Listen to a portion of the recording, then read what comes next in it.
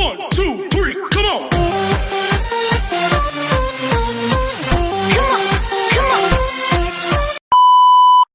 Hello beautiful people! Welcome back to my channel. This is your Mama Sam. Hola mga amigo, amiga, kumare at kumpare. Kamusta kayong lahat? Sana lahat po kayo ay okay at safe ngayong araw na ito. At syempre kung ako naman ang tatanungin nyo, nakikita naman ninyo ang beauty ng Mama Sam ninyo. Fresh overload pa rin, di ba? Ganyan talaga kapag umiinom ka ng maraming vitamin C plus kumakain ka ng maraming banana. Dahil sa banana, mas nakakaloka ang ganda ng Mama Sam ninyo. Charot! So, kamusta naman kayong lahat? Sana lahat kayo ay okay na okay ngayong araw ng syempre, Sunday. So, have a blessed Sunday sa atin lahat ng bonggang-bongga. At hindi lang yan, syempre, sa lahat naman ng tumatangkilik dito sa Mama Sam Vlog, araw-araw, lagi-lagi, maraming salamat po sa pagmamahal at support na binibigay ninyo. At syempre, sa mga makasolid na Mama Sam dyan. And then, of course, sa mga bago nating subscribers, hello po sa inyong lahat. Thank you so much, guys. So, yon. Kaya naman ngayong araw na to, marami akong hatid na chika sa inyo na talaga naman, oh my gosh, magtataas ang kilay ninyo ng bonggang-bongga sa mga pag-uusapan natin ngayon. Kaya, guys, wag na nating patagalin ang ating mga chika. So, ito na nga, para sa una nating chika. Ang sabing ganon, bawang ng Cosmo, dumugin din kaya ng Pinoy Pan sakaling mag-attend ng homecoming parade tulad ni Papa Nawat. So, tingin ko daw ba kung dudumugin daw ba ng mga tao itong si Miss Cosmo? Tingin ko, yes. Oo. Kung si Papa Nawat ay dinumog ninyo ng bonggang-bongga, I think mas dudumugin ninyo ng bonggang-bongga si Bawang. Bakit ko naman nasabing yes? Kasi syempre yung kagwapuhan ni Bawang. Ayun talaga. In fairness kay Mr. Bawang ha, gwapo siya. Oo, at ma-appeal. Gusto ko yung looks niya na parang ang sexy tignan. Tapos pag nakita yan ng mga Pinoy at nakisalumuha yan, ay nako. Alam niyo naman ang mga Pinoy, madali lang naman amuin yan. So, yon. And then, ayun, ganun yung mangyayari. Parang feeling ko mas dudumugin. Pero kasi ang tanong ko, magkakaroon ba ng homecoming ang Chelsea Fernandez sa Pilipinas? Kasi parang feeling ko, wala pang plano. At hindi ko alam kung uuwi nga ba si Chelsea. Pero kasi panalo dito si Bawang. Once kasi na umuwi si Chelsea, parang feeling ko magkakaroon ng activity. Tingnan natin kung sasama siya. Tapos pag sumama siya, kasi nung nakaraang taon, never siya pumunta ng Pilipinas, di ba? Kasi alam natin kung ano ang dahilan. I think hindi siya ready na, alam mo yun, natatakot siguro na baka awayin siya ng mga Pinoy. But parang feeling ko this time, pupunta yan ng Pilipinas. So, tingnan natin, abangan natin. So, kung ako sa kanya, pumunta siya ng Pilipinas para ma-meet niya ang mga Filipino fans, di ba? And then, ayun, para alam mo yun, magkaroon siya ng good relationship para sa mga Pilipino. At malaman niya kung ano yung hinahanap ng Pinoy at ano nga ba klaseng mga tagahanga ang Pinoy kung paano to sumuporta sa isang pageant. And then, parang feeling ko, ayun na, dudumugin yan. Pero parang feeling ko, mas marami pa rin syempre yung kay Mr. Nawat, yung sa Miss Grand. Kasi alam niyo, sa totoo lang, ang nangyari kasi sa Miss Grand between Philippines, yung reconcile, di ba? So, parang nag-back together again. Reunited, ganon, na tinatawag na parang after ng mga away, di ba? So, ayun na. O, sige na nga, peace tayo. Na totoong peace na talaga. Kasi, ilang beses na ba nakipag-reconcile si Mr. Nawat sa Pilipinas before, bago pa niya ipanalo ang Philippines sa Miss Grand. So, yung nalo na talaga, ayun na, happy na talaga siya. And then, ayun naman, full support naman, di ba? So, yon. And then, para sa sumunod na chika, eto nga, sabing ganon, Miss Universe 2025 na si Fatima Bush Black Philippines on her Instagram account. Filipinos can search her IG but other countries can, but why? Hindi ko alam kung totoo to ha, pero may lumabas nga na ganito. So, ang akin, na-search ko naman. Kasi hindi naman ako naka-follow sa kanya. So, paano niya ako mabablock out, di ba? Anyway, so, hindi kasi ako nagpa-follow kay Fatima, kaya hindi ko na-experience ng bagay na yan. Pero kung totoo to, nakakaloka.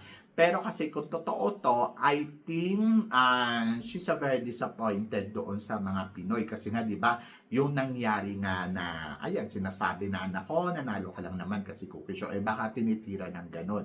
Baka yung iba, paano hindi mabablock? Paano kasi binuburaot naman nung iba? Etong si Fatima, kaya naluloka siguro siya, di, okay, go, go, go. So, tinignan ko naman yung Instagram niya, nandoon pa naman, nakikita ko naman, nasi-search ko naman. Pero dahil nga sa hindi ako naka-follow sa kanya, kaya ayun, hindi niya siguro binalak. Pero papakita ko sa inyo, para alam ninyo. Pero pangit din naman kung ganun yung gagawin niya, kasi nga ay nakakaloka. So ayan, nasi-search naman. Di ba? Pero naka-unfollow ako. So, yun. Nasi-search naman. Ngayon na meron ng 3.7 million. Actually, nadagdagan nga yung kanyang followers ng ilang di ba? Kasi dati, 3.2 lang. 3.5 ba? Oo, na million yung followers niya. Tapos ngayon, naging 3.7. So, umangat pa. So, madami talagang nagfa-follow sa kanya. And then, ayan yung latest post niya. Yung about sa Virgin Mary. And then, marami talaga yung engagement niya. Pag nag-post siya, marami nagla-like. Tingnan mo, 400. And marami nagko-comment. Umaabot ng 3,000 comment. So, mataas talaga yung engagement niya, no? So, kung iisipin mo, ayan, 881 like. And then, plus yung comment ay 4,000 comments. Tapos may share na 2,000. At bongga. May nag-repollow pa sa kanya na 2,000. So, ibig sabihin, lahat ng ginagawa ni Fatima ay inaabangan at talagang mataas yung engagement niya sa social media. Sobra. At tumaas pa yung followers niya ng todo-todo. So, ayun. Ganun yung nangyayari sa kanya. But, ay okay na. So, good for her. Ganon. And congratulations. So, kung totoo man to, nakakalungkot. Pero, I think hindi naman, di ba? And then, next, na chika.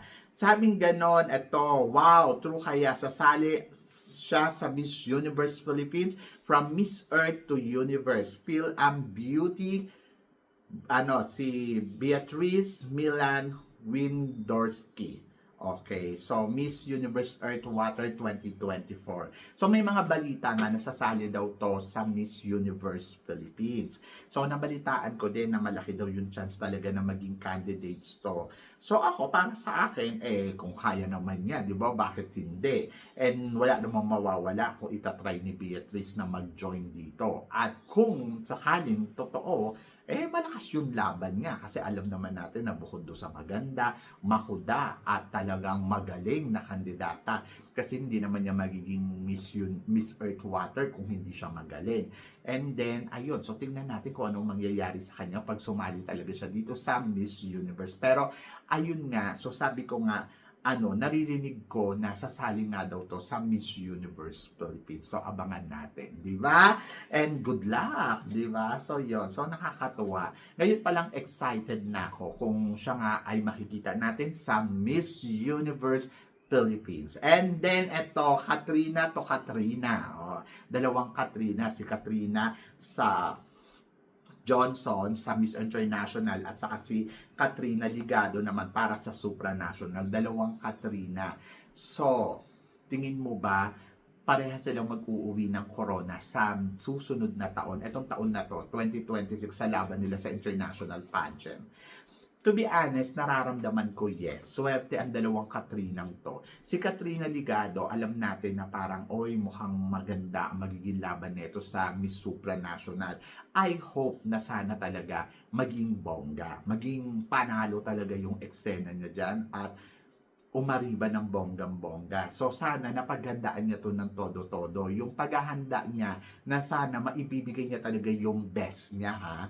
Kasi yun lang naman eh. So kailangan pagplanuhan niya kasi yung ganda talaga ni Katrina Ligado nandoon na at pwedeng maging prototype beauty talaga na hinahanap ng Miss Supranational. And looking forward ako kung ano nga ba ang ipapakita niyang eksena dito sa Supranational. And I think possible na manalo siya ng Miss Supranational ngayong taon na to. Ang huli pa natin, Diyos ko, di ba, kailan pa to 2013, hindi pa talaga tayo nadadagdagan. And I hope eto na yon. And then, si Katrina Ligado si Katrina Johnson naman, malakas din yung laban para sa Miss International. Sabi ko nga, kung hindi nakuha neto ng itong 2025, yung corona, I think 2026 mukhang mapupunta sa atin. At malakas yung laban talaga ng pambato natin. Kasi maganda, tapos very prototype talaga ng Miss International.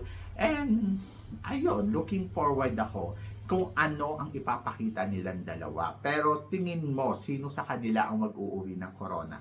To be honest, sa kanilang dalawa, mas kumpiyansa ako na parang ay mukhang ito, may uuwi nito ang corona mula sa international pageant. Etong si Katrina Ligado, Katrina Johnson. Mas parang nararamdaman ko na si Katrina Johnson mukhang mag-uuwi talaga ng corona sa susunod na taon. Pero, syempre, looking forward pa rin tayo na sana may uuwi ni Katrina Ligado ang corona. Parang dalawang Katrina ang mag-penetrate ng bonggang-bongga. Diba? So, yon. And good luck! Diba? So, yon. I'm so excited. Excited ako dahil ayan na nga, diba? Bongga. So, eto, sabing ganon, hello Universe, bigo maibigay sa Thailand ang third Universe crown. Naunahan pa ni Raul at ni Fatima. Actually, di ba, nung nakaraan taon, parang pinupush din talaga ni Raul na manalo si Miss Mexico pero naging runners-up lang. Kasi ramdam naman natin na talagang pinupush niya. Pero runners-up lang nung inuwian. Kasi ang nanalo ay si Denmark. Na hindi natin alam kung bakit si Denmark nga ba ang nanalo. And then, ayan. Ngayong taon na to, napush to ni Raul. Kasi wala si Kunan. Pero kung nandiyan si Kunan, baka ang napush nila si Thailand.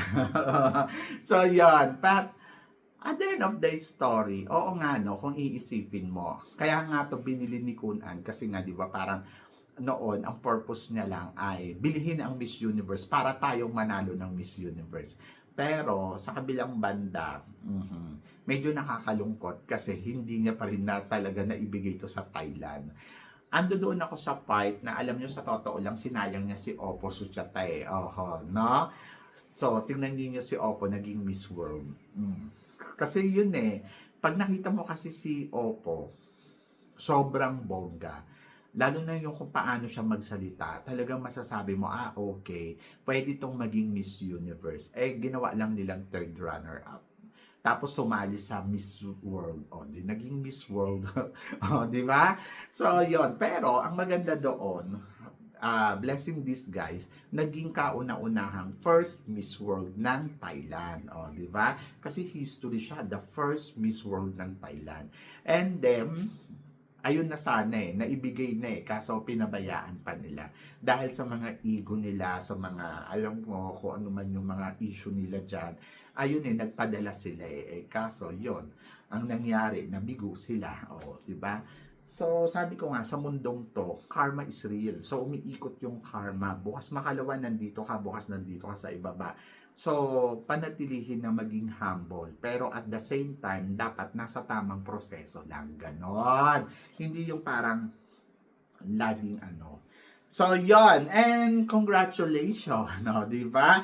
And then, ito nga sumunod na chika. Sabing ganon, Mama Sam, ano ang tingin mo? Sino ang pinakamagandang queen daw? Si Miss Cosmo o si Miss Universe? Actually, magkaiba sila ng ganda. Kung iisipin mo, parehas USA, di ba? Parehas Americas. So, magkaiba ng ganda. Si USA, si Miss Cosmo, ang ganda niya talaga. Very Miss USA talaga. Tapos, yes, mas maganda si Miss Cosmo. Yung parang pag tinignan mo siya, lumilevel siya sa ganda ng mga beauty queens talaga. Pero ito kasi si Fatima, parang feeling ko, parang laging may depression. Charot. Sorry to my word. Parang lagi siyang malungkot, lagi siyang may iniisip na malalim na parang pag tinitingnan mo siya, hindi pleasant yung beauty niya. Ando doon na parang pag tinitingnan mo siya, lagi siyang parang may pinaglalaban, tapos parang feeling mo na parang lagi siyang worry, yung ganon, yung parang may anxiety. So, ganon yung dating sa akin. Pero sabi ko nga, nakikita ko naman yung mga photos niya, yung mga nagagandahan ako sa mga mata niya. Ang ganda, sabi ko, maganda naman pala, na-appreciate ko. Siguro mali lang siguro yung styling ni Fatima, and then mali lang din yung choices ng mga damit na pinapasuot sa kanya. Ayun, number one, mali yung styling, mali yung nagmamanage sa kanya. Kasi yung nakikita natin, yung ganda niya talaga na natural lang. Pero yung sasabihin mo, yung nagmamanage sa kanya para gawin siyang reyna talaga at mamangha sa kanya yung mga tao. Parang feeling ko, ayun yung hindi nagawa nung management niya. Pero kung magagawa yon, kasi di ba pag Miss Universe may mga stylish yan, may mga so dapat ayun, gumana yun at mag-work yun sa kanya kasi parang makita yung beauty niya talaga na masasabi naman ng tao sa kanya, wow, very Miss Universe, di ba? Kung ganyan yung makikita sa kanya na parang lagi pag tinitingnan mo, parang laging may sakit, laging parang laging galit, di ba? So, meron pa nga ako nakitang video, kumakain siya, inihirapan niya yung kumukuha sa kanya ng video na parang, bakit mo ako kinukuha na? Yung mga ganun, yung parang, ano ba ate, ka ba? Charot. So, yun. Ayun lang, nakakaloka lang kasi, yung pag tinignan mo siya, medyo parang, nakaka-disappoint na para kasing hindi ganito yung pagkakakilala mo sa isang Miss Universe. Pag nakita mo kasi ang isang Miss Universe, you're always nare-remind sa'yo, strong, powerful, di ba? Pero pag kasi ganyan na nakikita mo na parang, ate, parang lagi kang problemado. Charot. Tapos yung gown pa niya nung parang kemi-kemi lang nabibili lang sa Anyway, kung ano man yung purpose niya, sana magawa niya yon. And then, ayun, kung tatanungin mo kung sino yung pinakamaganda sa kanila, mas pleasant yung beauty ni Miss Cosmo. Sorry to say, pero yun yung totoo, di ba? Mas nakikita natin na parang, wow, mas kabog yung beauty talaga ni Cosmo. At maganda pala talaga siya pag naayusan na, 'di ba? So gumaganda at lumalabas talaga yung pagiging queen. So yun naman ang bongga dito kay Miss Cosmo. So yan. So kayo guys, ano guys ang tingin ninyo dito sa mga pinag-uusapan natin ngayon? So please comment below para at least malaman ko naman kung ano naman ang chika mo dito sa mga tinatalakay natin. Syempre maraming salamat sa inyong lahat sa support at pagmamahal na binibigay ninyo syempre dito sa channel ko. At sa mga hindi pa po nakaka-subscribe, please don't forget to click like and subscribe my channel at i-click nyo na rin po ang notification bell to more updated syempre sa aking mga chika. Sabi nga ganon, always keep smiling and laban lang. So guys, hanggang dito na lang. Hanggang sa muli nating chikahan. See you tomorrow. Thank you guys.